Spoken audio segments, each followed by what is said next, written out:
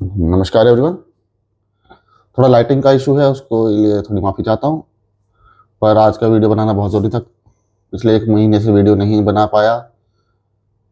मेरे को लग रहा था कि कुछ ऐसे टॉपिक्स नहीं आ रहे थे जिन पे बहुत ज़्यादा बात करी जाए।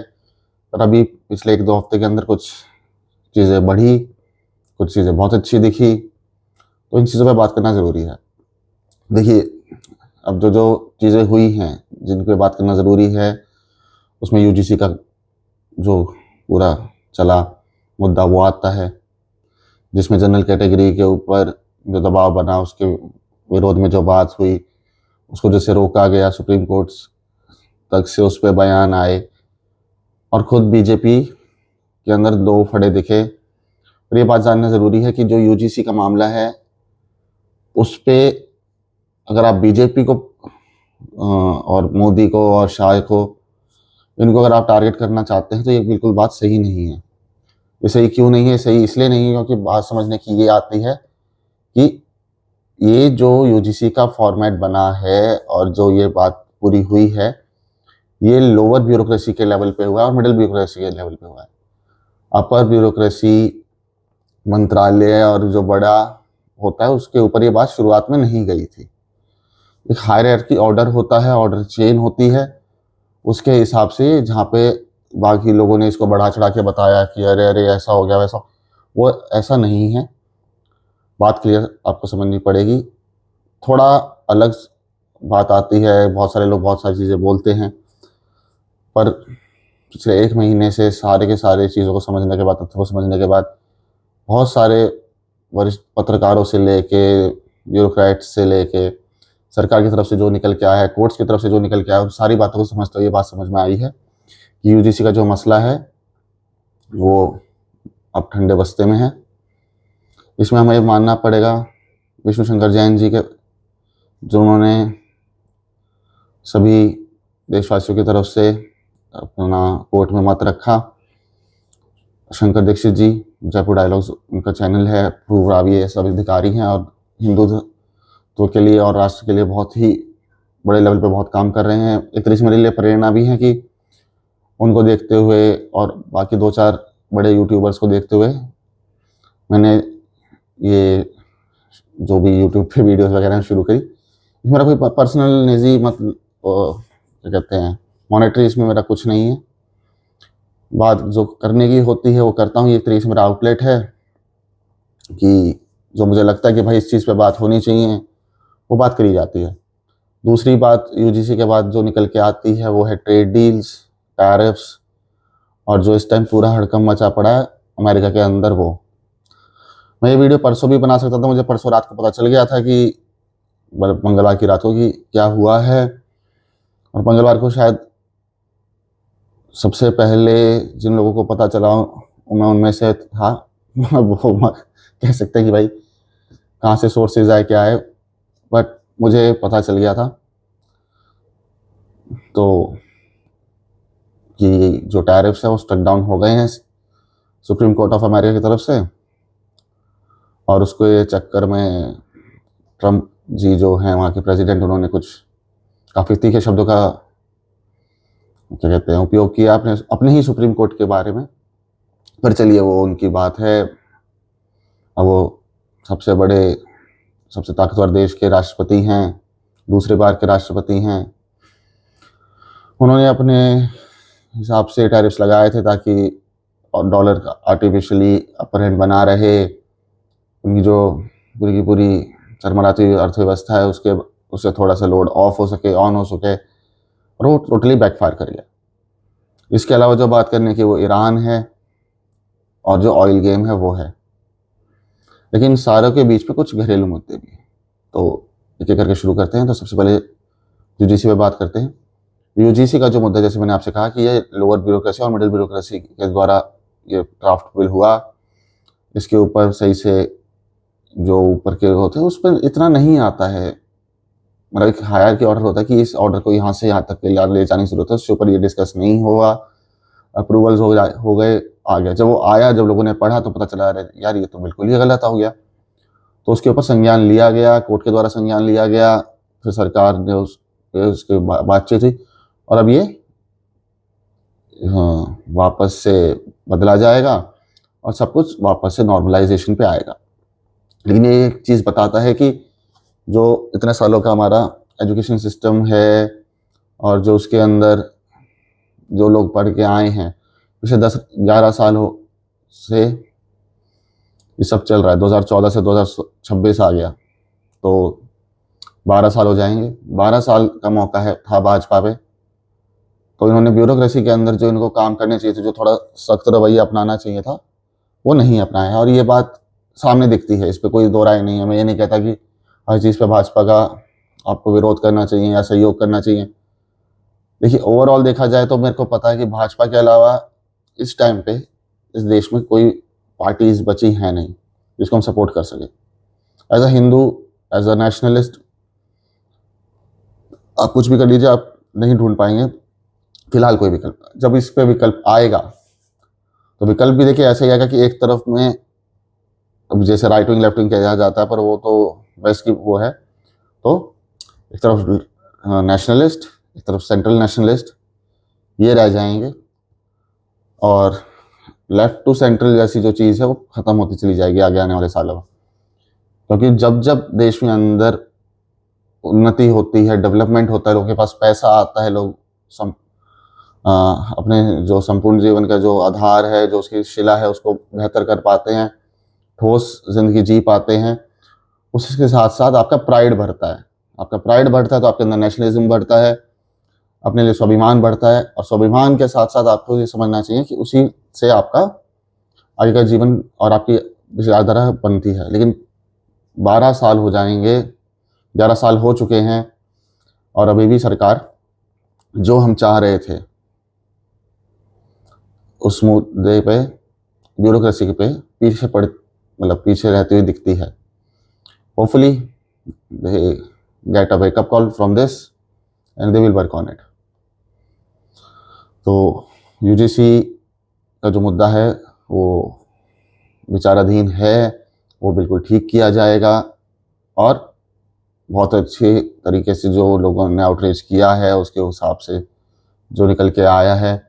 अब यह मुद्दा एक तरीके से पॉलिटिकल कैप्चर की तरफ जा रहा था, लेकिन बात क्लियर है कि अब ये मुद्दा एक तरीके से वापस से पूरा 360 सर्कल घूम के नल एंड वाइड होगा।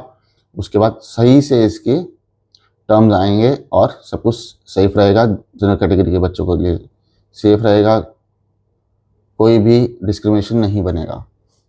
पर इसने एक दूसरा पेंडोरा बॉक्स खोल दिया, जिसकी वजह से अब SC/ST एक्ट और रिजर्वेशन के बारे में भी खुल के बात हो रही है। मेरा मानना है रिजर्वेशन होना चाहिए, शेड्यूल टाइप्स के लिए होना ही चाहिए, बाकी आपका होना चाहिए on the basis of income. जो सच में गरीब है, चाहे वो ब्राह्मण है, चाहे वो क्या कहते हैं क्षत्रिय है, शूद्र, वैश्य, जो भी स्टेट ऑफ सोसाइटी से आते हैं, चाहे वो फिर सिख हैं, ईसाई हैं, सभी को, चाहे बुद्ध हो गए, जैन, जो सच में जिसको ज़रूरत है उसको आरक्षण मिलना चाहिए, उसके आगे नहीं मिलना चाहिए। कुछ कुछ चीज़ों में ये भी मानता हूँ कि अगर एक परिवार के अंदर 2 बार आरक्षण मिल चुका है तो वो आगे नहीं मिलना चाहिए। और जो क्रिटिकल सेक्टर्स हैं जैसे हेल्थ है और हाई एंड डेवलपमेंट है, इंजीनियरिंग है, उसमें आरक्षण नहीं, मेरिट के बेसिस पे होना चाहिए। ये बात समझिए, कुछ तो बात होगी ना कि एक बंदा 800 नंबर में से 200 ला रहा है और एक बंदा 800 नंबर में से 600 ला रहा है, 700 ला रहा है, लेकिन आरक्षण के चलते सब कुछ घूम फिर के बीच में आ जाता है। उसके बाद स्पेशलाइजेशंस में, सुपर स्पेशलाइजेशन में, और आपका जो फिर आता है नौकरियों पे, अगर सब चीज़ों पे ही आप आरक्षण करेंगे तो आपका जो क्रीमी लेयर है, जो बच्चा डिजर्व करता है, देखिए ग्लोबल स्टेज है, कोई किसी का बाध्य नहीं है। अगर जो बच्चा सुपर स्पेशलाइजेशन करता है, गोल्ड मेडलिस्ट है, सब कुछ है, लेकिन उसको सिर्फ आरक्षण की वजह से रोकना पड़ रहा है किसी भी एक जगह पे, तो वो नहीं रुकेगा जी। जन कास्ट का बच्चा है, ओबीसी का बच्चा है, चाहे कुछ भी है, जिसके पास अगर आरक्षण की वजह से उसको लगता है कि वो सेटबैक पे चला गया है, वो क्यों रुकेगा? फिर आप कहते हैं ब्रेन ड्रेन हो रहा है। भाई ब्रेन ड्रेन होगा, सिंपल सी बात है। अगर आप अपने बच्चों की कदर नहीं करेंगे, अगर आप उनके मेरिट की कदर नहीं करेंगे, तो जो करेगा वो उसके पास जाएगा। ये सोचने की बात है, इस पे बात शुरू हुई है, और अगर बात शुरू हुई है तो बात दूर तक जाएगी। बहुत लोगों को ये सुन के बेकार लगेगा, बुरा लगेगा। देखिए मेरी बात, मेरा विचार है, मेरा पर्सनल विचार है, मैं किसी के हकों के अगेंस्ट के उस पर बात नहीं कर रहा हूँ। मेरा पर्सनल विचार है, मैं इस पर मानता हूँ, मैं इस पर खुलकर बोलता हूँ कि merit should be the basis, because merit is the only thing that defines excellence, productivity, your efforts in your life. मेहनत कीजिए, sky is the limit। मेहनत मत कीजिए फिर तो चक्कर घूम ही रही है। आजकल लोग खुद निकल के आगे कह रहे हैं कि हमारे को उस जाल में फंसा दिया गया है कि क्या करेंगे। अरे टेंशन मत लीजिए, आपको मिल ही रहा है, आपका तो पक्का है। इधर नाम भी आएगा, उधर पढ़ाई पे भी नाम आएगा, फिर नौकरी पे भी नाम आएगा। ऐसी बातें निकल के आ रही हैं और समाज के अंदर से ही आ रही हैं और खुलकर बात हो रही है। अब किसी को दुखी छुपी लग रही है तो एक बार जरा मीडिया खोलिए, थोड़ा रिसर्च कीजिए, आपको दिखेगा कि क्या चल रहा है। दूसरी बात, इसके बाद आ जाते हैं जो पूरा कनेंड्रम हुआ है आपका ट्रेड डील को लेके। ये बात माननी पड़ेगी कि इंडिया ने, जब डोनाल्ड ट्रंप आए तब से ये बात शुरू हुई थी, जून जुलाई में ट्रेड डील हो सकती थी, पर उन्होंने जो मांगे रखी वो हमारे सही नहीं थी। उस पर हमारी सरकार ने, जो हमारा पोल्ट्री सेक्टर है और हमारा जो मिल्क प्रोडक्ट्स का है, फार्म एग्रीकल्चर सारा, उस पर उन्होंने नो नेगोशिएशन का स्टांस जो रखा वो बहुत सही रखा। They waited it out. अभी ट्रेड डील की बात लगी, उसके बाद परसों अमेरिका के सुप्रीम कोर्ट ने वहाँ से जो हमारे ऊपर सैंक्शन लगे होते, जो पहले 25 थे, फिर 50 हुए, फिर उनको वापस घटा के 18% पे लाया गया डोनाल्ड ट्रंप द्वारा कि अब तो ट्रेड डील हो जाएगी। लेकिन उसके बाद भी अब वो कट कर 0 हो गए। सुप्रीम कोर्ट ने, उन्होंने मना कर दिया जी ये तो इलीगल है, आप ये नहीं लगा सकते, तो फिर 0 हो गए। क्रोनोलॉजी में समझिएगा, जब उसने कह दिया कि 0 हो गए सुप्रीम कोर्ट ने, अब कल डोनाल्ड ट्रंप ने बोला कि अगर आप, परसों की बात हुई थी, कल डोनाल्ड ट्रंप ने बोला कि अब हम इसको, अगर आप ये कहते तो मैं अपना स्पेशल राइट यूज़ करूंगा। आर्टिकल 122 है उनके संविधान में, अमेरिका के संविधान में, उसका उसने यूज़ किया और ग्लोबली हर देश के ऊपर, मतलब एक चीज़ पर नहीं, हर देश के ऊपर, हर एक प्रोडक्ट के ऊपर, हर देश और हर प्रोडक्ट के ऊपर उसने through out the world 10% tariff लगा दिया। लेकिन ऐसा करता है, फिर वही वाली बात है, absolute power, somewhat negligent accountability, और अब घमंड है, एरोगेंट बंदा है, क्या कर सकते। तो उसने लगा दिया। अब उसके बाद उसको कहा नहीं मैं और करता। तो उसने जो अपर लिमिट होती है प्रेसिडेंट के पास 10% से बढ़ा के 15% कर दी। हमारे पास 50% लगा था, फिर वो 25 हुआ। ट्रेड डील की बात आगे बढ़ी तो वो 18% हुआ। उनके कोर्ट ने इसके टैरिफ्स को मना कर दिया तो 0% हो गए। लेकिन अगले ही दिन उसने आर्टिकल 122 का यूज़ किया डोनाल्ड ट्रंप ने, वो 10% की, और आज उसने 5% और बढ़ाकर 15% कर दी। अभी जो 15% टैरिफ बने हैं फाइनल, अब मैं बताऊंगा फाइनल क्यों। ये 15% जो टैरिफ बने हैं फाइनल, ये थ्रू आउट द वर्ल्ड हैं, इसमें कोई भी देश पे ऊपर या ज़्यादा नीचे नहीं है। तो और हर एक प्रोडक्ट पे है। तो असेंशियल प्रोडक्ट्स पे, जिस पे वो भी वहाँ पे टैरिफ्स नहीं थे पहले, उस पर भी टैरिफ्स लगे हैं। तो अमेरिका में हाहाकार मचना तय है। अप्रूवल रेटिंग वैसे ही भाई साहब की 40% के अराउंड है। अब देखते हैं कहाँ तक गिरती है। मिड टर्म कुछ ही महीनों में आने वाले हैं, तो काफ़ी उलझा हुआ मामला होने वाला है उनके लिए, क्योंकि डेमोक्रेटिक और रिपब्लिक जो दो पार्टीज़ हैं, तो उसमें समझ लीजिए कि जो बाइडेन की पार्टी है वो तो वैसे ही कुछ देले भर का साथ नहीं देने वाली इसमें, और जो खुद डोनाल्ड ट्रंप की पार्टी है उसमें 70% ही जो लोग हैं वो इस टैरिफ के सपोर्ट में थे। तो मिड टर्म में दूध का दूध और पानी का पानी होने ही वाला है। और इतना सही जो उनका फर्स्ट टर्म रहा था जिसमें उन्होंने काफ़ी चीज़ें सही करी थी, अपनी ही लेगेसी पे एक तरीके से बट्टा लगाते हुए दिख रहे हैं। अब उनके सामने चैलेंजेस अलग थे, नए थे, वो सारी बात समझ आती है, लेकिन उनको खुद सोचना चाहिए था कि किस अच्छे से बनानी, किस किस से अच्छे से नहीं बनानी है। इस बीच में भारत सरकार ने जो वेटिंग गेम खेला है वो बहुत सही है। कुछ लोग कहते हैं कि मोदी जी ठंडा करके खाते हैं, वो इतना ठंडा करके खाते हैं कि जब तक जिसको वो खा रहे हैं उसको पता चलता है कि अरे मेरे पे अटैक हुआ है, तब तक बात बहुत दूर जा चुकी होती है। तो शुरुआत में जब ये टैरिफ्स लगे तो यूरोपियन यूनियन, यूके, इन सब ने आगे भाग के, डेनमार्क हो गया उसमें, चाहे यूके हो गया, पूरी यूरोपियन यूनियन हो गई, आगे भाग कर ट्रेड डील्स वगैरह साइन करी और एक तरह से घुटने टेके डोनाल्ड ट्रंप के आगे, लेकिन इंडिया ने नहीं किया। अब इंडिया के अभी जो बात हुई थी थोड़े दिन पहले, उस पर भी सिंपल सी बात आ गई कि, और वो बात ऐसे नहीं हुई थी, वो बात इसलिए हुई थी कि यूके, ईयू, ईयू के साथ जो डील हुई उसको मदर ऑफ ऑल डील्स बोला गया। उसके अलावा भी कई सारे देशों से फ्री ट्रेड एग्रीमेंट्स इंडिया ने साइन किए और इन्हें बताया एक तरीके से वर्ल्ड को कि हाँ, ज़रूरी नहीं है हर चीज़ में आपको अमेरिका का पिछलग्गू या फिर उसके हिसाब से चलना पड़े।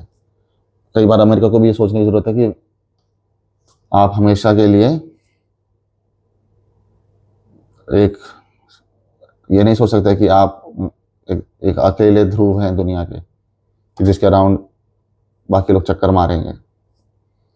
This is a multipolar country, sorry multipolar world, और मल्टीपोलर वर्ल्ड के अंदर आपको अपने जो खेल है उसको थोड़ा समझ के चलना पड़ता है। सर ये सब हो ही रहा था कि अब जब ये सब 3 दिन में जो हुआ है उसकी वजह से जो ट्रेड डील साइन होनी थी वो एक तरीके से वापस रीनेगोशिएशन के उस पर पहुंच गई है। अभी जो 15% टैरिफ लगा है ये सिर्फ 5 महीने के लिए है। ये बात बहुत ज़रूरी है, याद रखना। 150 दिन इसके लिमिट होते हैं, तो 5 महीने से 5 महीने या 5 महीने से थोड़ा कम, तो उतना ही है। अब यह क्या 150 दिन डोनाल्ड ट्रंप को ये लगता है कि कोई उनके साथ कोई भी डील साइन करेगा? अरे देश छोड़े कंपनियां नहीं करेंगी। जो बल्क मैन्युफैक्चरर्स होते हैं 5 महीने तो उनको वापस से अपना रीरूट और सारा का सारा जो ऑर्डर्स होते हैं उनको करने में लग जाता है। और ये 5 महीने के बाद जब उनको आगे कंटिन्यूशन में डालना पड़ेगा तो उनको हर एक ऑर्डर के लिए प्रॉपर जस्टिफिकेशन देनी पड़ेगी। और हाउस और सेनेट तो वैसे ही बहुत खतरे में है। 5 महीने और उसके बाद 2-4 महीनों में मिड टर्म्स, बहुत गड़बड़ है ब्रो, ये फंस जाएंगे। अब बाकी कुछ देश हो सकता है कि उसमें ये साबित कर भी लें, पर इंडिया हो गया, यूरोपियन यूनियन हो गई, Japan, south Korea, Australia, Canada, इनको क्या कह के आप टैरिफ कंटिन्यू करेंगे? और क्या आपका देश और आपके लोग आपको खुद अलाउ करेंगे जो 15% टैरिफ आपने सारे के सारे उस पर लगा दिया है? असेंशियल गुड्स के ऊपर नो नेगोशिएशन है वहाँ पे। इनके खुद के समर्थक इनके पीछे हाथ धो के पड़ने वाले हैं। पिछले 1-1.5 साल में बहुत पानी नीचे ऊपर नीचे हुआ है। अब देखो ये कितने बड़े तैराक हैं तो पता चलेगा ये मिड टर्म्स में। लेकिन इंडिया ने जो स्टैंड लिया उसकी वजह से इंडिया बहुत सेफ रहा। ये आपको बाजार में भी देखने को मिलेगा। और मैं उम्मीद करता हूँ जो ये डॉलर को ज़बरदस्ती चढ़ा के रखा हुआ है उस पर असर आए। भाई 91 रुपये 92 रुपये डॉलर जा रहा है, उसमें ये नहीं है कि सब कुछ हमारी गलती है। इन्होंने भी कुछ रीसेट नहीं किया है। आर्टिफिशियल अगर आप करेंसी की वैल्यू को ऊपर रखना चाहेंगे तो जब वो गिरेगी तो बहुत बुरा गिरती है। और डीडॉलराइजेशन की बात तो वर्ल्ड में चल ही रही है, हालांकि उसको होने में कई साल लगेंगे, लेकिन जब उसके बीच में जब कोलैप्स आएगा तो इनको ये समझ नहीं आएगा इनके पैर कहाँ और सर कहाँ है। चलो ये तो है, अब अमेरिका ने खुद के लिए पैर को कुल्हाड़ी भी दे के मारा है तो लेट देम ब्लीड। उसके बाद बात आती है ईरान की। ईरान के ऊपर कार्रवाई होनी है, तैयारी पूरी है, युद्ध बहुत खड़े हैं खाड़ी के अंदर। वहाँ से जो दुनिया का 20% तेल निकलता है स्ट्रेट ऑफ हॉर्मुज से, उसके ऊपर ईरान वाले खुद ये कह रहे हैं कि अगर हम पे अटैक हुआ तो हम इसको ब्लॉक कर देंगे, फिर ऑयल क्राइसिस हो जाएगा। इस सब के बीच में जानने की ये ज़रूरत है कि ईरान ने ईयू को एज ए टेररिस्ट ऑर्गेनाइजेशन घोषित कर दिया, ईयू की आर्मी को। ईरान का एक टैंकर इंडिया ने पकड़ा है कुछ संदिग्ध चीज़ों का पता होने की वजह से, उसकी अभी खबरें आ रही हैं प्रॉपरली। तो इंडिया तो सीधा कह रहा है कि भाई मेरे को तो कोई दिक्कत नहीं है, मैं तो इस तरफ से भी अच्छा खेलूंगा, उस तरफ से भी अच्छा खेलूंगा, तो इंडिया के लिए तो अच्छी खबर है। पर बात यह है कि ये जो वॉर होगा, और मान के चलिए एक न एक बंदा गलती करेगा दोनों में से, या तो अमेरिका या ईरान, और जो गलती करेगा उसका सेकंड वाला अपर हैंड लेने की कोशिश करेगा। ईरान चाहेगा कि वो इनके 2-3 युद्ध पोत तो एक ही, मतलब एयरबेस जो आया है इनका, एयरक्राफ्ट कैरियर, एक तरीके से एयरबेस ही होता है, उस पर इतने सारे एयरक्राफ्ट होते हैं, या तो उसको डुबो दें, या फिर साथ के जो उसके साथ में जो बाकी जहाज चलते हैं उसको, क्योंकि बॉडी बैग्स अगर वापस जाएंगे तो भी ट्रंप की सरकार के ऊपर काफ़ी दबाव आएगा। ट्रंप को लाने का मतलब ही था लोगों का कि भाई हमें बॉडी बैग्स नहीं चाहिए। यूक्रेन का बुरा हाल देख के वो लोग वैसे थक चुके हैं, दे डोंट वांट कि उनके बच्चे वहाँ से मरे, और कोई सी को भी नहीं होना चाहिए कि भाई क्यों किसी के और के पछड़े में कोई मर रहा है। लेकिन ये सारी की सारी जो जंग अगर होती है, जो कि लग रहा है कि होगी, वो इस चक्कर में है कि जो आयतुल्लाह खमेनी की सरकार है, खमेनी मतलब जो वहाँ पे सुप्रीम लीडर बन के बैठा है, वो अपने लोगों को अगेंस्ट, जो उसके अगेंस्ट में जो प्रोटेस्ट हुए थे उससे हटा के इस पर घेरना चाहेगा, और फिर अमेरिका से डील करना चाहेगा कि ऐसे नहीं, ऐसे कि मैं अब थोड़े दिनों के लिए बंद कर दूंगा यूरेनियम एनरिचमेंट, 10-5 साल निकल जाए, उसके बाद फिर से सर्कल वहीं आ जाए। और अमेरिका चाहेगा, जिसपे इसराइल और उसके बाकी लोग चाह रहे हैं कि इससे ज़ीरो ही किया जाए, मतलब तो हम नहीं करोगे भाई, no enrichment of any kind to you, कोई यूरेनियम की एनरिचमेंट नहीं होगी, कोई न्यूक्लियर पावर नहीं आएगी, ईरान जैसे न्यूक्लियर पावर बंद होगी और सत्ता परिवर्तन हो। ये खेल है, जिसने गलती पहले करी वो फंस जाएगा, उसको नेगोशिएशन टेबल पे नीचे झुकना पड़ेगा। तो देखते हैं स्केल ऑफ पावर कहाँ टिकता है। फिलहाल तो एक तरीके से सीज ही है, सीज ऑफ ईरान चल रहा है, लेट्स सी। इसके बाद आते हैं इंडिया के अंदर। ये थोड़ा लंबा वीडियो रहेगा, लेकिन बात बहुत सारी थी, मैं कई टाइम से नहीं कर पाया एग्ज़ाम्स वगैरह के चक्कर में, तो अब टाइम तो करना चाहिए।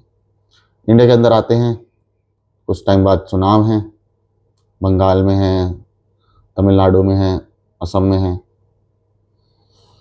इसमें बीच में SIR भी चल रहा है।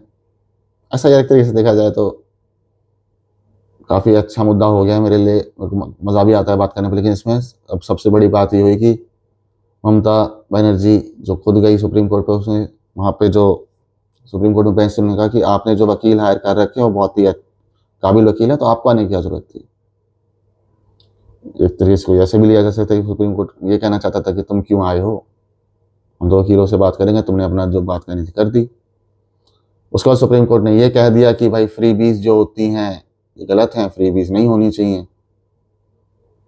अगर फ्रीबीज की बात को रोका जाएगा तो जहाँ से फ्रीबीज सबसे पहले शुरू हुई थी तमिलनाडु, वहाँ पे बहुत बुरा असर पड़ेगा, बंगाल पे पड़ेगा। उसी तरह बात से एक तरीके से सीख आपको बीजेपी को भी मिलेगी कि दिल्ली हो गया, बाकी जगह हो गई, MP हो गया, कि आप लोगों को ये मत दिखाइए कि आपको सारा पैसा सीधा बैंक अकाउंट में दे देंगे, ये दे देंगे। फ्रीबीज शुड बी कंट्रोल्ड, ताकि जो बजट है वो बजट की तरह यूज़ हो, सिर्फ फ्रीबीज में ना हो। आप ये देखिए कि तमिलनाडु इंडस्ट्रीज़ के मामले में बहुत ऊपर है, उसके बाद भी उसका फिजिकल डेफिसिट है, और एक तरीके से सबसे ज़्यादा लोन ग्रस्त, जिस राज्य को लोन लेना पड़ता है अपना चलाने के लिए, उसमें है। दिल्ली जब शीला दीक्षित की सरकार गई और पहली बार अरविंद केजरीवाल की सरकार आई, तब वो दिल्ली सरप्लस राज्य था बजट में, और जब अरविंद केजरीवाल छोड़ के गए तो 1500 या 1700 हजार करोड़ का डेफिसिट छोड़ के गए। मतलब देश की राजधानी को, जिसपे उन्होंने केंद्र सरकार से भी पैसे लिए, बोरोइंग हुई, खुद का दिल्ली का पूरा जो धनराशि टैक्स और उसके माध्यम से आती है, सब कुछ मिलाने के बाद भी इतनी फ्रीबीज हो गई थी कि जो देश की राजधानी है, मुंबई के बाद सबसे बड़ा महानगर हमारा ही है, और एनसीआर का अगर पूरा रीजन देखा जाए तो सबसे बड़ा एरिया हमारा ही है। उसके बाद एरिया मतलब पावर सेंटर, और जहाँ से देश की राजनीति शुरू होती है, उस जगह को इन्होंने बजट सरप्लस से बजट डेफिसिट पर लाके खड़ा कर दिया। सेम हाल आप पंजाब में देख सकते हैं, बंगाल का तो आप बस पूछें ही नहीं, क्या ही बोल सकते हैं। तो फ्रीबीज पे भी सुप्रीम कोर्ट ने बोला। एक चीज उन्होंने ऐसी बोली जिस पे बहुत कॉन्ट्रडिक्टरी, मतलब जो एक तरीके से सही नहीं है, पर अब जो बोला गया है वो बात तो करनी पड़ेगी। तो बात यह बोली गई कि अगर एसआईआर सही से नहीं होता तो you should be held accountable और आपकी सरकार हटेगी। इलेक्शंस को हम और आगे बढ़ाएंगे आपके स्टेट पे, और एसआईआर पूरा होने के बाद ही बंगाल में चुनाव होगा। और इसलिए सुप्रीम कोर्ट ने खुद से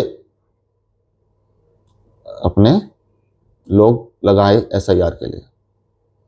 एक तरीके से एक बात कहने के लिए ठीक है कि भाई सुप्रीम कोर्ट इसमें आया कि टाइम लग रहा है, लेट हो रहा है, और हम इसमें संज्ञान लेंगे।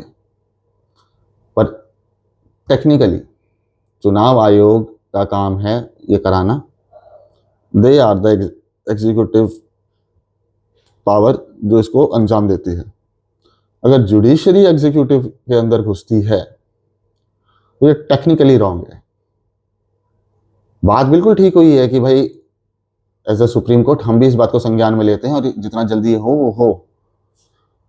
एक तरीके से बात समझे, दो धड़े हैं इस पे। बात सही है लेकिन टेक्निकली गलत है।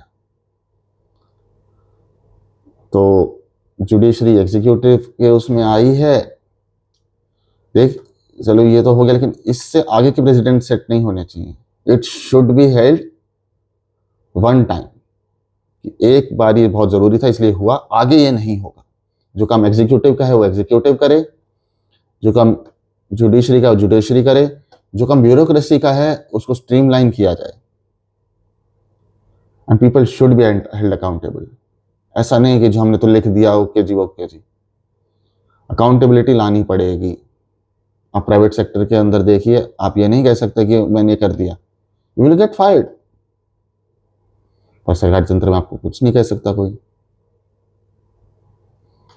तो स्ट्रीमलाइनिंग की जरूरत है। और ममता दीदी के सामने वही वाली बात होगी कि एक तरफ खाई एक तरफ कुआं है। 58 लाख नाम जा चुके हैं, 1 करोड़ 34 लाख के ऊपर बात चली रही है। उस पर भी सुप्रीम कोर्ट ने बोल दिया कि 95% लोगों की जो लिस्ट है वो क्लियरेंस करी जाए, उसको निकाला जाए, जो 1 करोड़ 34 लाख में है वो उनमें से, और 5% का हम रियायत का वो रखेंगे, और उस हिसाब से फिर बात साथ साथ उसकी टैली होती रहेगी। लेकिन हमारे को 95% काम पूरा चाहिए, उसके साथ साथ हमारे को रिपोर्ट दीजिए आप। अब जब ये है तो सिंपल सी बात है कि 1 करोड़ 34 लाख, जिनके 34 से 37 लाख जो नाम हैं, जो कि अभी क्वेश्चन मार्क के उस पे हैं, और उसके लिए अब सुप्रीम कोर्ट अगर खुद उतर रहा है, साथ में एग्जीक्यूटिव पावर जो है आपके इलेक्शन कमीशन की वो भी है, तो जो पावर और स्वे था ममता बनर्जी का, उनके सबके इलेक्शन कमीशन के पास खुद के इतने अधिकारी नहीं होते, तो केंद्र सरकार से पहले स्टेट गवर्नमेंट प्रोवाइड कराती है। अब अगर वो अधिकारी स्टेट गवर्नमेंट प्रोवाइड नहीं कराएगी और वो सुप्रीम कोर्ट की तरफ से आएंगे और वहाँ के जो एक्स हाई कोर्ट के जज हैं और बाकी जो हैं, अगर उनको लाया जाएगा और उनके थ्रू ये कार्रवाई होगी तो पारदर्शिता काफ़ी बनेगी, बायस डिसीजंस नहीं आएंगे। और ममता बनर्जी को यही डर है कि इतने सालों से जिनको पाला है, बढ़ाया है, अब वो 3 फाड़ों में बंटते दिख रहे हैं। 58 लाख जो हट गए, जो उन्होंने SIR को NRC बोल दिया था, नेशनल रिकॉर्ड ऑफ सिटीजनशिप, उसके कारण जो भाग गए, बहुत लोग भागे, गांव के गांव खाली हुए, जो रोहिंग्या और बांग्लादेशी घुसे हुए थे। उसके अलावा जो ध्रुवीकरण आ रहा है, वो फुरफुरा शरीफ ला रहे हैं, हुमायूं कबीर ला रहे हैं, और ओवैसी का फैक्टर भी है। तो अगर इनका मुस्लिम वोट बैंक ठड़क गया तो फिर 80-84% जो वोटिंग हो जा रही थी वो हट गई। बूथ लेवल पे जो दंगा फसाद हुआ, प्री पोल वायलेंस, पोस्ट पोल वायलेंस, उसका जो प्रभाव था वो कम हो गया। स्ट्रीमलाइनिंग, चुनाव होने की तैयारी हो गई। और गलती से अगर रिकमेंडेशन चली जाती है राष्ट्रपति शासन की हाई कोर्ट ऑफ बंगाल की तरफ से और राष्ट्रपति शासन लग के चुनाव हो जाते हैं, तो आप मान के चलिए मामला खत्म है। खेला हो गया, खेला शेष होबे हो जाएगा वहाँ। और खेला शेष होबे हो गया तो आप मान के चलिए कि मामला फिर तो देखने लायक होगा। बीजेपी 41% का जो आंकड़ा है वो टच कर ही चुकी है, जो पोल्स निकल के आ रहे हैं उसमें। और 44% होते ही तैयारी ये जीत की करेंगे और वो सर्वाइवल की करेंगे। इसी बीच कांग्रेस का डायलेमा बंगाल में ये है कि साथ में तो खड़ा होकर चुनाव हो नहीं पा रहा है, अगेंस्ट में खड़े हो गए तो क्या होगा। अधीर रंजन चौधरी के अलग बोल निकल के आ रहे हैं, तो काफी तगड़ा मामला चल रहा है। दूसरी तरफ यूपी में योगी आदित्यनाथ अलग ही कहानी लिख रहे हैं देश की राजनीति पे। देखिए, बात है कि जब आदमी प्रॉपरली पॉलिटिकल आदमी ना हो, यो सीधा बात बोलते हैं कि जी मैं तो महंत हूँ, पॉलिटिक्स में हूँ क्योंकि ज़रूरत है, देश को, राज्य को ज़रूरत है। लेकिन अगर हार गया या पीछे रहा तो मुझे कोई फ़र्क नहीं पड़ता, मैं तो फिर से वापस अपने चल लेंगे हम वापस गोरखपुर। वहाँ के पीठाधीश हैं वो, ना समुदाय के एक तरीके से सबसे बड़ी पीठ पे हैं, वो तो अपना वहाँ रहेंगे। उनको लालच नहीं है इसका, क्योंकि उनको लालच नहीं है और पॉलिटिकल व्यक्ति नहीं है, तभी वो ये सारे काम कर पाते हैं जो कोई सोच नहीं पाता। अब जैसे उन्होंने जो बहुत सारे काम हो ही रहे थे, लेकिन इसमें से सबसे बड़ा काम उन्होंने ये बोला कि मीना बाजार, बहुत सारे गानों में सुना हुआ, और मीना बाजार की जो पुरानी सच्चाई है कि यहाँ पे एक तरह से स्लेव ट्रेड होता था हिंदू बच्चियों का, उस पर तो उन्होंने कहा इस एरिया के जो मीना कोठी करके वहाँ पे एक है, उसको उन्होंने, सरकार ने वापस अपने उस पर लिया है, उसको वहाँ से हटा करके वहाँ पे शिवाजी महाराज की एक भव्य मूर्ति और स्मारक बनेगा। और ये बात एक तरह से क्लियर करी है उन्होंने। इस बारे में मेरे को कोई दिखी चुकी छुपाने की जरूरत नहीं है कि तुम्हारा राज था, तुमने आक्रमण करके हमारे ऊपर जो थोपा गया वो हुआ, उसके बाद तुम्हारा इकोसिस्टम चला। वामपंथी इतिहासकार रहे, उन्होंने लिखा जो बंदा 8वीं के बाद कभी पढ़ा नहीं इतिहास, वो आजकल सबसे बड़ा इतिहासकार बना घूमता है इस देश के, ठीक है, नाम से इन लोगों में आ जाते हैं। ये बात सही है। जिसने हिस्ट्री नहीं पढ़ी, ना कॉलेज लेवल पे, ना ग्रेजुएशन लेवल पे, ना कहीं और, ठीक है, वो 8वीं 9वीं पढ़ने के बाद उसने कभी पढ़ी नहीं, वो इतिहासकार बने बैठे हैं, हिस्टोरियन का वो लगाते हैं, बड़े बड़े व्लॉग्स लिखते हैं, लोग उसको पढ़ते हैं। यही तो देश की सबसे बड़ी मूर्खता है। अरे देख तो लो उसके पास क्रेडेंशियल्स हैं उस चीज़ के बारे में बात करने के, नहीं, पर हुआ है। विभू जी ने सीधी बात बोली कि तुम्हारे इस पूरे उसको वापस से जीरो पे लाके खड़ा कर दूंगा। जो चीज़ गलत हुई है उसको ठीक किया जाएगा, सुधारा जाएगा, सिखाया जाएगा। क्योंकि वो पॉलिटिकल बंदे नहीं है तो उनको इस बारे में कोई भी इसको कोई पर्दा डाल के करने की वो जरूरत नहीं, सीधी बात हो रही है। तो ये कुछ बातें थी जो मेरा मन था आपसे शेयर करने के लिए। आई होप वीडियो लंबा हुआ लेकिन बोरिंग नहीं होगा। तब तक के लिए आगे की वीडियो अब आएंगी, रेगुलरली आएंगी। बहुत दिनों बाद फ्री हुआ हूँ और इसी के साथ आपसे इस वीडियो के लिए समाप्ति पे चलते हैं। नमस्कार, जय हिंद, वंदे मातरम।